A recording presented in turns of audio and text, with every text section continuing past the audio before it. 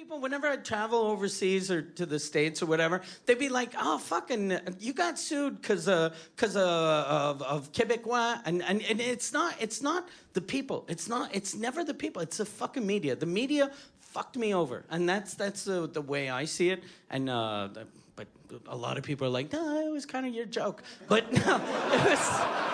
Fuck you. No, it was the media. It was the media. It's the media's fault. It's fucking fake news. But, no, because here's the thing. I like the first time in my life I was ever on TV was, it was horrible. It was, this is when I was just like a baby comic. I was just starting out. I just started doing shows in French, and the French CBC, Radio-Canada, had come to see me, and they did this interview with me.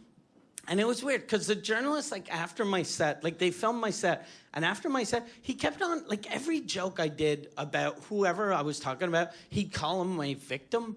So whatever joke, like, at any pop culture reference, he'd be like, no, but what about your victim? And I was like, well, what victim? And he was like, well, when you did the Michael Jackson joke, Michael Jackson was your victim. I was like, no, those little kids were his victims. But he was like, no, but your victim. He's your victim. You made fun of him and blah, blah, blah. And you ever think about how he'd feel if he was here? And I was like, he'd never be here. Like, why would Michael Jackson be here? And he was like, no, but your victims. You think about your victims or your other victims and victim this, victim that, victim. And it was all this weird victim mentality. And he was like, no, but think about the victims.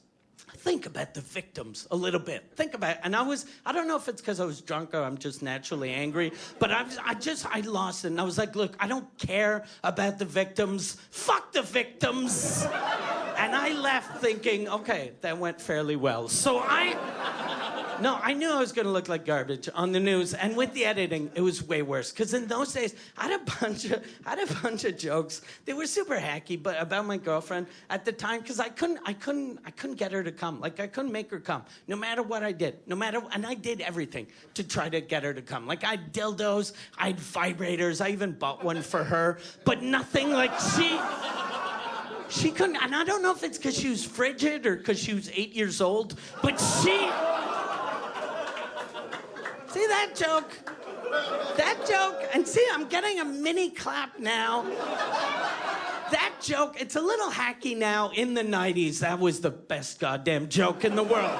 That was the best goddamn joke in the world. Even now, it's still not a bad joke, but in a club, it's a good joke. On the news, not so good. That, even the first time in my life I ever saw myself on TV, is with that fucking joke. It was horrible. I'm laughing now, but it's the alcohol. But I see the reporter guy, like, he's like, okay, tonight we're going to talk to a comedian that takes things a little far. They cut to me on stage with my big stupid face going, I don't know if it's because she's frigid or because she's 8 years old.